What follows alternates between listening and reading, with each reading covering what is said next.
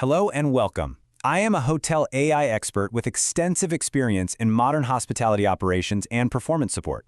I am pleased to welcome all students of Europe Hotel School to your online learning journey. In the world of hospitality, there's this constant pull for every single dollar. But where should that dollar really go? Should you pour it into flashy marketing to bring new faces through the door? Or should you invest it in creating truly unforgettable experiences for the guests you already know? This is the big question we're diving into today, the high-stakes choice between client acquisition and client retention. We look forward to supporting your professional growth in the hospitality industry. So here's our roadmap for today. We're going to break down one of the most critical strategic decisions you'll ever face. We'll kick things off with the central question itself. Then, we'll really dig into the true costs of chasing new guests and contrast that with the incredible compounding power of guest loyalty. After that, we'll see how these two ideas connect in what we call a retention flywheel. And we'll wrap it all up by looking at how this creates a solid foundation for your long-term success. Every single leader in hospitality faces this dilemma. You've got limited resources, your time, your money, your team's energy. So where do you focus? Is it smarter to constantly chase after new customers to fuel growth? Or do you double down and invest in the guests you already have to build stability? This really is the fundamental strategic question we're here to explore. On one side of the coin, you've got acquisition. This is all about growth, right? It's driven by marketing campaigns, big promotions, anything to get new people in the door. Then, on the other side, you have retention. This is focused on nurturing relationships to build profitability and create real operational stability. And that's driven by excellent personalized service. But here's the most important thing to remember. It's not really an either-or choice. The real art is in finding that perfect balance between the two for sustainable, long-term success. Okay, so let's start by taking a closer look at acquisition. Now, bringing in new guests is absolutely essential, nobody's denying that. But the actual cost is often so much higher than what you see on a spreadsheet. It goes way, way beyond just the marketing budget. I want you to think of it like a funnel, where the costs just keep stacking up. First, of course, you've got the obvious marketing and advertising spend.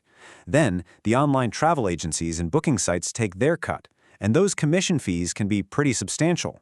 But the costs don't stop there. You've got these hidden operational costs, like the extra time your staff has to spend with a first-time guest.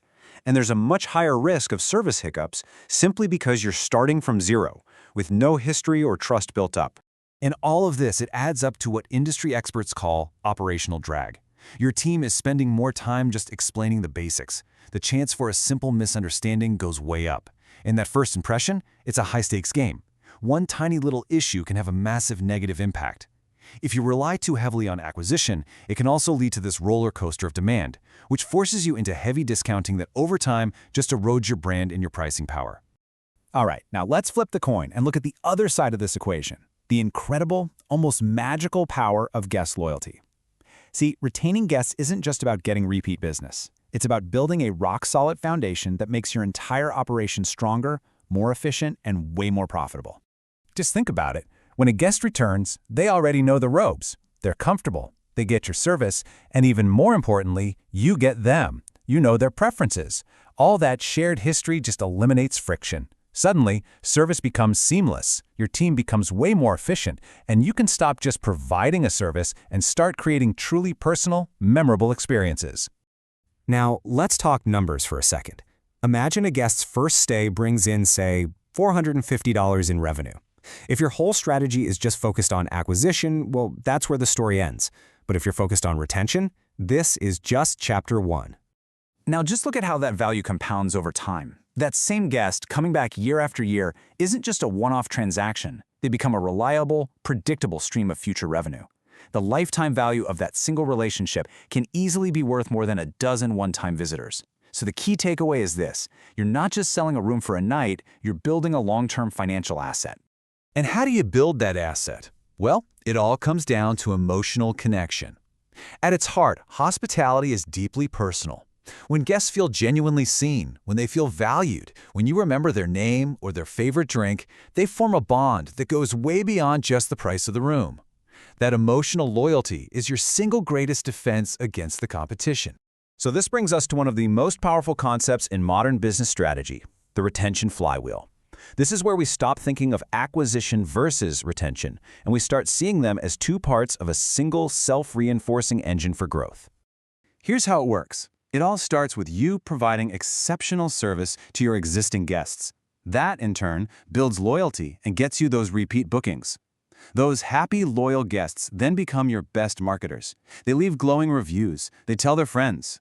All of that positive word of mouth strengthens your brand's reputation, which then attracts new guests who are already a great fit for you. And boom, the cycle starts all over again, spinning faster and more efficiently every single time. And the direct financial benefit of this flywheel is just immense. As that base of loyal direct booking guests grows, your dependence on those expensive, high-commission third-party platforms starts to shrink. You get to protect your profit margins, you stabilize your revenue, and you regain control over your own brand and your own pricing. So, when you put this all together, what you start to see is that retention isn't just another marketing tactic on a checklist.